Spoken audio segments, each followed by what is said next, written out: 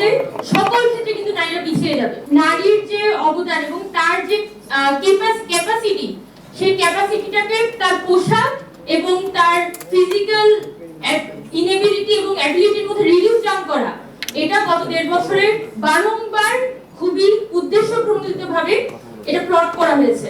আজকে আমরা দেখতে পাচ্ছি পলিটিক্যাল ফিল্ডে যদি আমরা তাকাই, তখন নারীদের দিকে নানা ধরনের ডিরেক্টিভ, অশ্রাব্য কথা থেকে শুরু করে নানা ধরনের ইন্ডিকেটিভ হচ্ছে যে ডেরিভেটিভ আলাপ আলোচনা কিন্তু আমরা শুনতে পাই। আনফরচুনেটলি আমাদের মানে অত্যন্ত বড় দল বাংলাদেশে বর্তমানে যারা দেখা যাচ্ছে নির্বাচন করে ক্ষমতায় যাওয়ার জন্য ফাইট করছেন, এরকম বড় দলের নারী আমির থেকেও আমরা দেখছি যে অনেক কোয়েশ্চেনেবল রিমার্ক, ফিমেলদের প্রতি অনেক ধরনের কোয়েশ্চেনেবল রিমার্ক কিন্তু তারা দিয়ে থাকে। সো সেই জায়গা থেকে বলা যায় যে বর্তমান সময়ে এসে নারীদের কিন্তু আমাদের ফাইট করার কথা কি নিয়ে, যে আমাদের রিসার্চ অপরচুনিটিস আসলে কি হওয়া উচিত, আমাদের শিক্ষা খাতে মেয়েদের অংশগ্রহণটা কেমন হওয়া উচিত, আমাদের যেখানে 1970s থেকে বাংলাদেশে প্রসূতি মৃত্যুর হার, শিশু মৃত্যুর হার নিয়ে কাজ হয়ে এসেছে, সেখানে বর্তমানে কিন্তু আমাদের কাজ হওয়া উচিত কোথায়, যে মেয়েরা কিভাবে করে হেলথ সার্ভিসে আরো বেশি এগিয়ে আসতে পারে, মেয়েরা কিভাবে করে প্রত্যেকটা সার্ভিস সেন্টারের মধ্যে আরো বেশি মাত্রায় কাজে এগিয়ে আসতে পারে।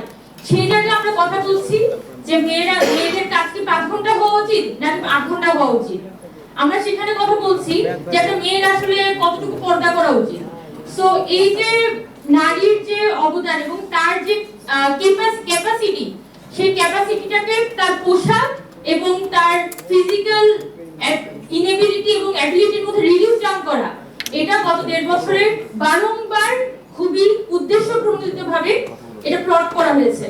এবং আমি মনে করি যে আমরা যখন নারীরা কথা বলছি, অবশ্যই আমরা আমাদের পলিটিক্যাল সংগঠন যারা আছে তারা যে ধরনের নারীদেরকে রিডিউস ডাউন করে আনার চেষ্টা করে, সেগুলো নিয়ে আমরা অবশ্যই কথা বলবো।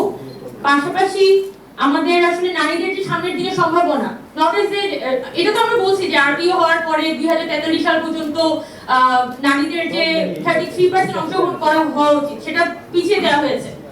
কিন্তু এর বাইরে গিয়েও আমাদের যারা সাধারণ নারীরা, তাদের আসলে সোসাইটির লেভেলে তাদের কর্মক্ষেত্রে কি ধরনের অংশগ্রহণ হতে পারে, কিভাবে তাদের অংশগ্রহণগুলো বাড়ানো যায় এবং আমাদের উদ্যোগগুলো কি হতে পারে, সেটা নিয়ে আমার ধারণা আমরা একটু কথা বলা উচিত। আর একদম শেষে বলতে চাই যে আমি একদমই শেষ করে দিচ্ছি, একদম শেষ কথাটি হচ্ছে আমাদের যারা রাজনৈতিক ক্ষেত্রে যদি নারীদের অংশগ্রহণটা নিশ্চিত করা না যায়, তাহলে সকল ক্ষেত্রে কিন্তু নারীরা পিছিয়ে যাবে।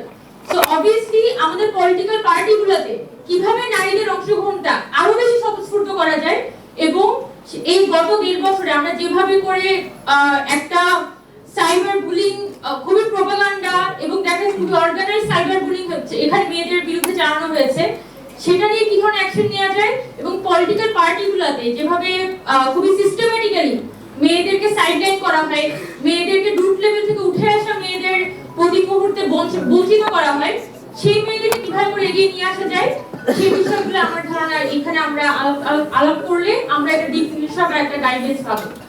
সবাইকে অসংখ্য ধন্যবাদ। এর বেশি কথা বলা যাবে না।